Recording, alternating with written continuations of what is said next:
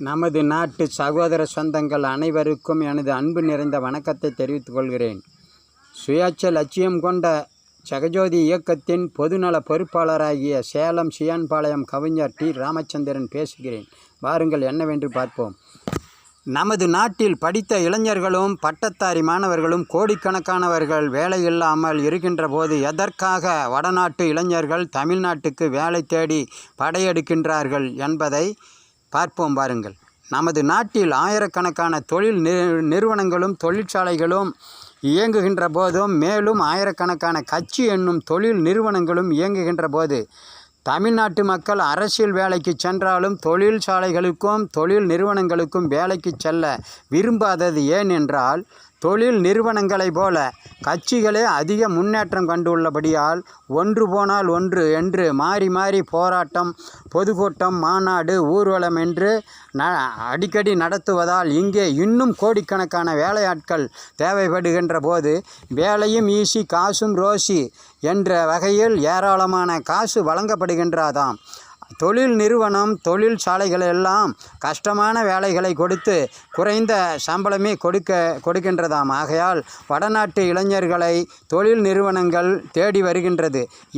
அவர்கள் குறைந்த சம்பளத்தில் கிடைத்த வேலையை மிஸ் பண்ணாமல் கடினமாக நல்ல உழைக்கிறார்களாம். அதனால் அவர்களை தேடி வேலை வழங்குகிறார்கள். நமது நாட்டுக்காரர்கள் எல்லாம் அரசியல் கட்சிகள் கொடுக்கும் ஈஸியான சோம்பேறி வேலைக்கு கொடுக்கும் சம்பளமும் அதிகமாம்.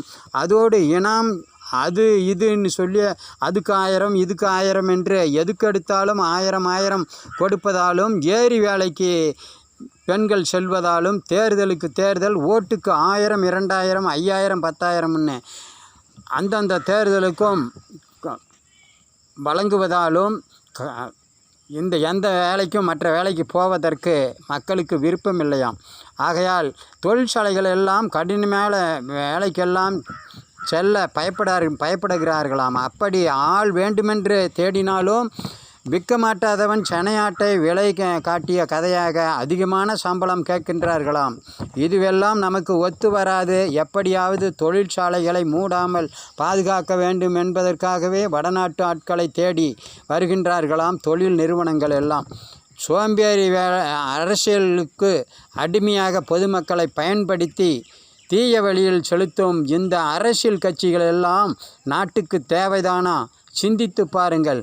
நாடு எப்படி உருப்படும் என்று என் சகோதர சொந்தங்களே சிந்தித்து பாருங்கள். நன்றி, வணக்கம். சுயேட்சை லட்சியம் தொடரும். மீண்டும் சந்திப்போம். தூண்ட சிந்திப்போம்.